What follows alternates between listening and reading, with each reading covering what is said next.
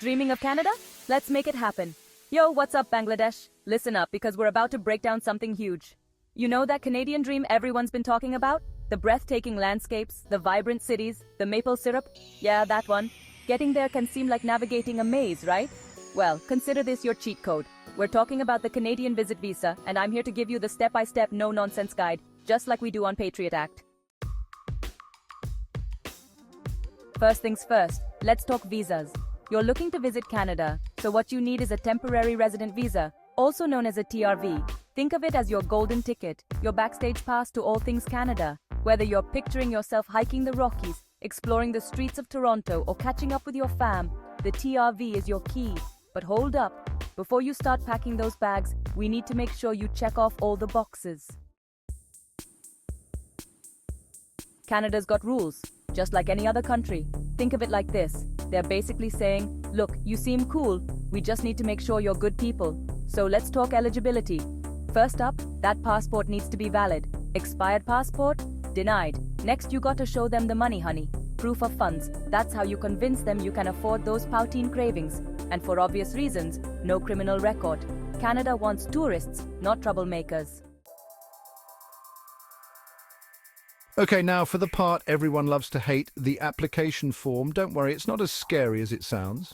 Head over to the IRCC website. That's Immigration, Refugees and Citizenship Canada, in case you were wondering, and download the Visitor Visa Application Form, also known as IM 5257. It's all about the numbers, people.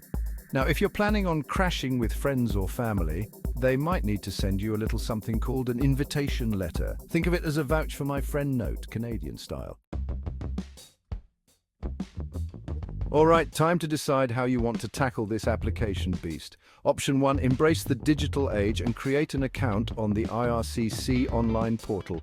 Upload everything, click submit, and boom, you're done. Option 2, for those who prefer the old school way, there's always the paper application.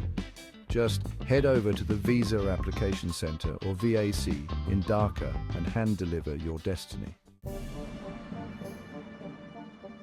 Time to gather your arsenal of documents. Think of it like this. You're building a case for why Canada should let you in.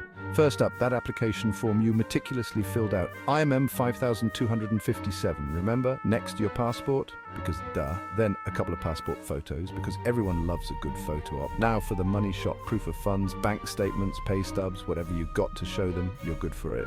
And don't forget your travel itinerary. They want to know where you're going, what you're doing, the whole shebang. Okay, here's the deal. Applying for a visa isn't free. Think of it as a small investment for a potentially life-changing experience. For a visitor visa, you're looking at around $100 Canadian. Now, if you're also required to give biometrics, fingerprints basically, tack on another $85. Hey, nobody said chasing your dreams was cheap, right?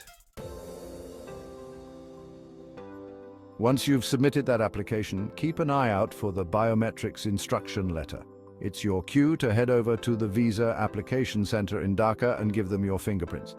Don't worry, it's all very official and high-tech. They're just making sure you are who you say you are.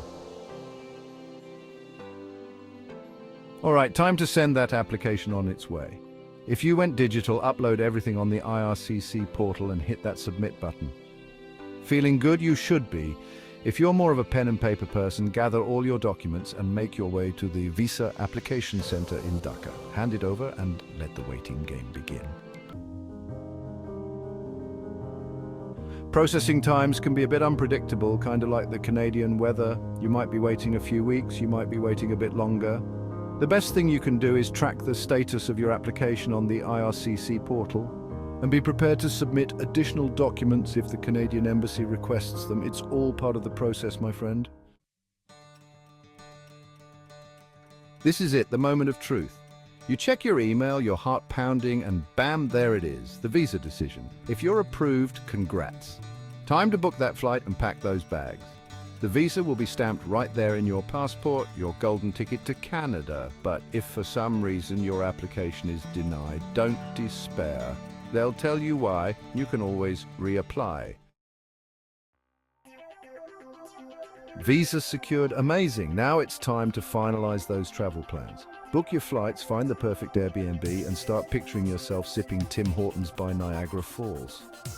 And most importantly, make sure you've got all your essential documents, that visa-stamped passport, proof of funds, your invitation letter, proof of accommodation, and your return ticket. Don't leave home without them. You did it! You stepped off that plane and you're breathing in that fresh Canadian air. Now, before you can start exploring, you'll have a little chat with the Canadian immigration officers at the port of entry. They'll check your documents, maybe ask a few questions about your trip just to make sure everything's legit. Be confident, be prepared, and most importantly, be excited. You're in Canada, baby! So there you have it, a crash course in conquering the Canadian visit visa. Remember, the journey might seem daunting, but with the right information and a little bit of hustle, you'll be well on your way to experiencing all that Canada has to offer. From the stunning landscapes to the welcoming people, Canada is ready to embrace you. So what are you waiting for? Get that application started, and I'll see you on the other side.